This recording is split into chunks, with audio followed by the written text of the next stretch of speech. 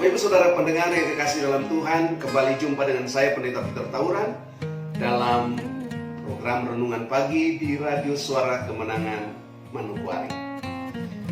Saya mengajak kita pagi ini untuk membaca satu bagian di dalam firman Tuhan dalam 2 Korintus 5 ayatnya yang ke-17 dan ayatnya yang ke-18. Firman Tuhan katakan, jadi siapa yang ada di dalam Kristus, ia adalah ciptaan baru. Yang lama sudah berlalu, sesungguhnya yang baru sudah datang. Dan semuanya ini dari Allah, yang dengan perantaraan Kristus telah mendamaikan kita dengan dirinya, dan yang telah mempercayakan pelayanan pendamaian itu kepada kami. Bapak Ibu Saudara yang kekasih dalam Tuhan, salah satu kunci untuk kita menjalani hari-hari hidup yang berkemenangan, maka saudara harus mengerti dan saudara harus memahami identitasmu sebagai ciptaan baru di dalam Kristus. Nah, seringkali tanpa kita pahami, kita menjalani hari-hari hidup sebagai suatu rutinitas, dan kita sebagai orang-orang yang percaya pada Kristus menaruh standar untuk menjalani hidup rata-rata sama dengan semua orang, sama dengan semua manusia yang ada di bumi ini. Padahal kalau kita menyadari bahwa kalau kita menjadi ciptaan baru di dalam Kristus, kita adalah orang-orang yang tidak sama, kita berbeda. Kita adalah orang yang tidak lazim jika dibandingkan dengan semua manusia yang ada di dunia ini. Karena Alkitab berkata, semua orang telah berbuat dosa dan telah kehilangan kemuliaan Allah. Ketika Adam melanggar kesepakatan atau ketetapan Tuhan, ketika manusia pertama jatuh dalam dosa, maka seluruh keturunan manusia itu menjadi orang berdosa. Dan karena itu kecenderungan hati untuk selalu melakukan hal-hal yang melahirkan dosa. Bahkan Alkitab berkata bahwa karena kita ada di bawah kuasa dosa, maka kecenderungan hati manusia adalah membuahkan kejahatan. Karena itu firman Tuhan katakan bahwa Roh Tuhan tidak selamanya tinggal di dalam manusia, karena manusia itu daging adanya. Padahal kalau Bapak Ibu harus memahami dengan sesungguhnya bahwa manusia, kehidupan kita ini adalah hembusan nafas Allah. Tetapi karena dosa mengakibatkan daging atau tubuh kita, jiwa kita lebih dominan daripada yang manusia roh kita. Karena itu satu-satunya jalan untuk mengembalikan kita kepada rancangan Tuhan yang semula, seperti yang telah Bapa rancangkan bagi manusia, maka Dia menghadirkan satu manusia yang original, satu manusia yang penuh ketaatan, satu manusia yang bisa menjadi model dan menjadi pola bagi kita, yaitu Kristus. Dan Alkitab katakan Kristus telah datang ke dunia ini sebagai manusia untuk menjadi contoh, menjadi teladan, menjadi model, dan menjadi pola bagi kita. Dan kalau saudara bisa hidup melihat pola yang telah diberikan Kristus bagi kita, maka saudara bisa menjalani hari-hari hidup yang berkemenangan selama saudara dan saya ada di bumi. Nah, Bapak Ibu Saudara yang kekasih dalam Tuhan, ini yang harus kita bangun, ini yang harus kita mengerti dan memahami tentang realita dari ciptaan baru itu. Sekali lagi, karena manusia telah jatuh dalam dosa, karena itu sifat-sifat kealahan atau kodrat ilahi, bahasa Inggris menerjemahkan dengan kata divine nature, itu merosot lama-kelamaan dan mulai hilang dari kita. Dan karena itu lebih menonjol adalah sin nature atau sifat dasar dosa, itu yang menguasai hidup kita. Karena itu hukum rohani diberikan, hukum Taurat diberikan, supaya sin nature atau sifat dasar dosa yang di dalam kita itu tidak beroperasi leluasa menguasai seluruh hidup kita. Tapi syukur kepada Allah, Bapa memberikan Kristus kepada kita sebagai satu-satunya manusia yang bisa hidup seperti yang Bapa inginkan. Karena itu Yesus berkata, makananku ialah melakukan kehendak Dia yang mengutus aku dan menyelesaikan pekerjaannya. Jadi hasrat keinginan dari Kristus adalah melaksanakan kehendak Bapa dan menyelesaikan semua mandat tugas yang Bapak percayakan kepada kita. Nah, Bapak Ibu Saudara yang kekasih, mari kita belajar, kita melihat Kristus sebagai pola, Kristus sebagai model, Kristus sebagai teladan. Kalau kita mengikuti jejaknya, maka saya percaya firman Tuhan katakan, jika kamu berkata kamu ada di dalam Kristus, maka kamu wajib hidup sama seperti Kristus pernah hidup. Nah, seringkali Bapak Ibu, kita tidak mengerti dan tidak menyadari tentang realita dari ciptaan baru itu sendiri. Nah, apa-apa saja yang harus kita pahami sehingga kita mengerti sebagai orang-orang yang percaya kepada Kristus, kita ditetapkan Tuhan sebagai manusia yang dapat hidup di bumi ini dengan melakukan seluruh kehendak Allah. Saya ingin untuk membaca beberapa ayat di sini supaya saudara dan saya bisa memahami apa itu realita dari ciptaan baru. Firman Tuhan katakan di ayat yang ke-13 dan ayat yang ke-14 dari 2 Korintus 5 ayat 13 dan ayat 14. Sebab jika kami tidak menguasai diri, hal itu adalah dalam pelayanan Allah. Dan jika kami menguasai diri, hal itu adalah untuk kepentingan kami. Sebab kasih Kristus telah menguasai kami. Karena kami telah mengerti bahwa jika satu orang sudah mati untuk semua orang, maka mereka semua sudah mati. Bapak Ibu Saudara yang kekasih dalam Tuhan, yang pertama yang harus kita pahami, yang harus kita mengerti sebagai realita ciptaan baru adalah bahwa kita sudah mengalami yang namanya kasih Kristus itu. Atau ayat di sini bilang kasih Kristus telah menguasai kami. Kalau saudara hidup sebagai ciptaan baru, saudara harus bangun kesadaran bahwa saudara sudah menjadi ciptaan baru, saudara mengalami kasih Kristus, atau saudara telah mengalami kasih Kristus di dalam kehidupan kita. Nah, kalau orang-orang yang memiliki kasih Kristus, dia harus menyadari yang pertama bahwa Kristus telah mati bagi dia, menyerahkan dirinya bagi dia. Dia bukan lagi ciri-ciri sebagai orang berdosa, tapi dia adalah umat tebusan karena dia sudah ditebus oleh Kristus melalui kematian Kristus. Kita tidak lagi hidup sebagai orang berdosa, terpisah dari Allah, tetapi kita sudah ditebus untuk dibawa masuk ke dalam rencana Allah yang kekal.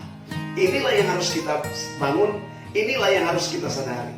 Jika kita bangun kesadaran dan kita sadari bahwa kita sudah mengalami kasih Kristus, yaitu Kristus telah mati dan bangkit bagi kita, maka saudara percaya bahwa saudara berhak untuk menerima semua janji-janji Allah dan pasti hidup di dalam kemenangan. Yang kedua, ayatnya yang kelima berkata, sebab Kristus telah mati untuk semua orang, supaya mereka yang hidup tidak lagi hidup untuk dirinya sendiri, tetapi untuk Dia yang telah mati dan telah bangkit untuk mereka. Nah, Bapak Ibu Saudara yang kekasih, realita dari ciptaan baru adalah saudara ketika mengalami kasih Kristus melalui karya Kristus. Dia mati di salib untuk menebus kita. Kita bukan lagi sebagai orang berdosa, tetapi di hadapan Tuhan identitas kita sebagai umat tebusan yang ditebus dengan darah Kristus melalui kematiannya di kayu salib. Maka saudara harus hidup bukan lagi untuk hidupmu sendiri, Tetapi saudara dan saya harus hidup bagi Kristus. Realita ciptaan baru yang harus saudara pahami sebagai ciptaan baru dalam Kristus adalah hidup kita bukan lagi hidup untuk diri sendiri, tapi hidup bagi Allah. Kita hidup bagi Dia, sebab Dia telah menebus kita. Nah, kalau saudara sudah menebus, ya, saudara berhutang atau saudara tidak bisa. Contoh, saudara punya kredit mobil dan mobil itu saudara tidak mampu untuk membayarnya, lalu kemudian ditarik oleh dealer, tetapi ada orang yang datang dan menebus mobil itu, maka seharusnya mobil itu menjadi milik orang yang sudah menebusnya. Nah, mungkin saudara memakainya, dia pinjam, memberikan buat saudara, tapi itu bukan milik saudara lagi, tapi itu adalah milik dari orang yang sudah menebus. Nah, karena itu Bapak Ibu Saudara yang kekasih dalam Tuhan, supaya kita bisa berkemenangan, yang pertama, bangun kesadaran bahwa kita ini sudah mengalami kasih Kristus. Kalau kita mengalami kasih Kristus, kita juga menjadi milik Kristus. Dengan demikian kita hidup bukan lagi untuk diri kita sendiri, tapi kita hidup untuk Kristus. Yang ketiga, ini yang penting, bahwa ayat yang ke-16 berkata, sebab itu kami tidak lagi menilai seseorang juga menurut ukuran manusia. Dan jika kami pernah menilai Kristus menurut ukuran manusia, sekarang kami tidak lagi menilai demikian. Nah, Bapak Ibu Saudara yang kekasih dalam Tuhan, ketika saudara menjadi ciptaan baru, standar dari kehidupan ciptaan baru itu adalah Kristus. Standar dari kehidupan ciptaan baru bukan ukuran manusia siapapun. Sebab tidak ada manusia satupun di muka bumi yang merupakan keturunan Adam yang pertama ini berkenan hidupnya layak di hadapan Tuhan. Karena itu Kristus menjadi pola, Kristus menjadi model, Kristus menjadi ukuran, Kristus menjadi standar kehidupan kita. Jadi kalau saudara hidup sebagai ciptaan baru, ingat, jangan taruh standar rohani siapapun. Standar rohani manusia, standar rohani orang-orang tokoh-tokoh terpenting. Tapi seringkali Tuhan menetapkan ada orang-orang sebagai bapak rohani, sebagai orang-orang yang menjadi pola, menjadi model, karena saudara tidak bisa lagi melihat Kristus. Tetapi orang-orang yang sudah dibentuk dan sudah dijadikan oleh Tuhan, itu bisa mereka menjadi model. Tapi dengar baik, harus Kristus menjadi standar pertumbuhan rohani kita. Jangan jadikan standar manusia sebagai standar kehidupan kita. Jangan mengukur kehidupan kita dengan kehidupan orang lain, tetapi jadikan Kristus sebagai model, sebagai standar, sebagai pola kehidupan kita. Yang keempat yang harus saudara pahami, ayat yang ke-17 berkata, jadi siapa yang dalam Kristus, dia adalah ciptaan baru. Yang lama sudah berlalu, sesungguhnya yang baru sudah datang. Ini yang harus penting sekali, bahwa Bapak Ibu seringkali kita sudah hidup sebagai ciptaan baru, tapi kita masih membawa semua kehidupan lama kita. Kita masih membawa masa lalu kita. Kita berkata bahwa setiap kita yang menjadi ciptaan baru dalam Kristus, Tuhan sudah tidak ingat lagi dosa masa lalu, kesalahan masa lalu. Ketika kita mengaku, Alkitab katakan Tuhan bersikap, Tuhan mengampuni dan selesai. Yang ingat masa lalumu cuma manusia, yang ingat masa lalumu cuma setan. Karena itu, kalau ada yang terus mengungkit-ungkit masa lalu, sebenarnya itu bukan Tuhan mengingat-ingat lagi masa lalu. Bahkan firman Tuhan, sejauh timur dari barat dijauhkan segala pelanggaran dan dosa kita. Bahkan ke dalam tubir-tubir yang dalam dilemparkan semua dosa kita.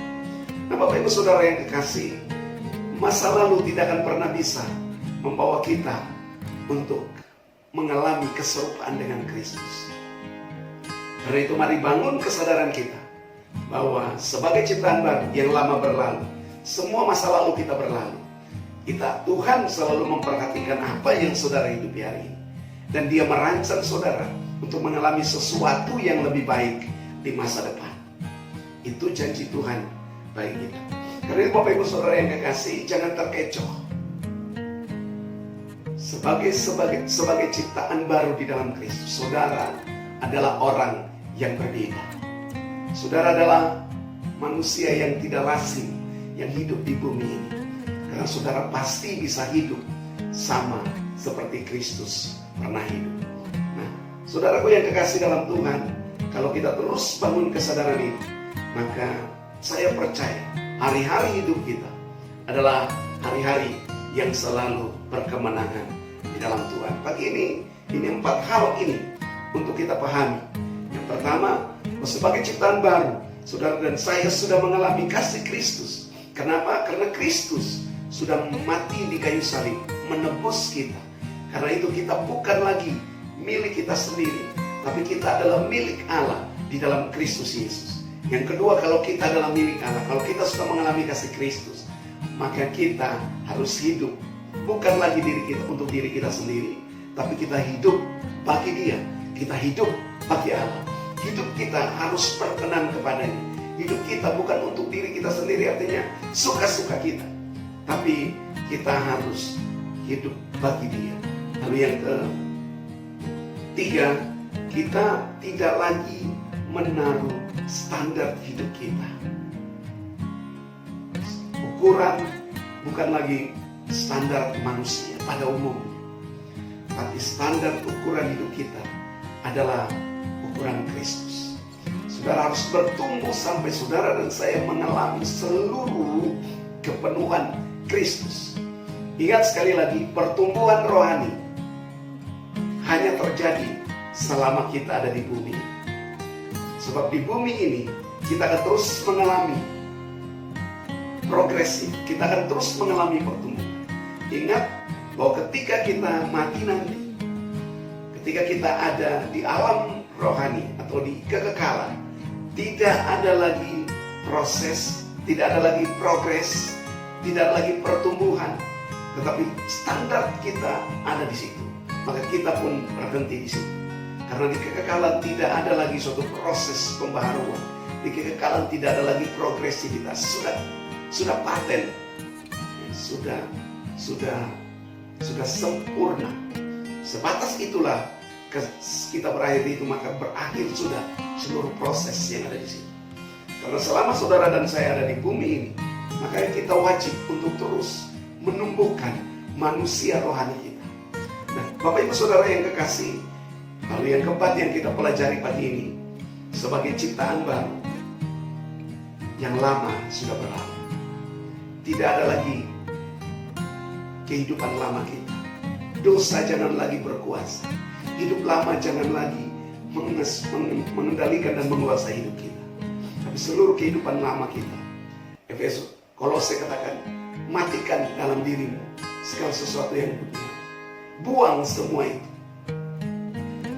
Kalau saudara masih bawa kehidupan lama ini, masih membawa semua masa lalu kita, maka saudara tidak akan pernah bisa menjalani hidup yang berkemenangan.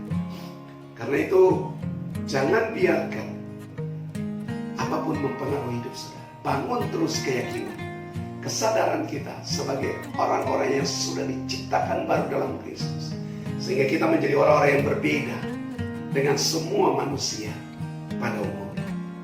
Kita menjadi berbeda, tapi kita tidak aneh. Kita menjadi berbeda karena Kristus yang menjadi pola, menjadi model bagi kita. Bapak Ibu Saudara yang kekasih dalam Tuhan, kiranya firman Tuhan di pagi hari ini bisa memberikan kita kekuatan, inspirasi untuk menjalani hari-hari hidup yang berkemenangan. Bangun realita ciptaan baru itu di dalam hidup kita senantiasa. Tuhan memberkati saudara dan memberkati firman.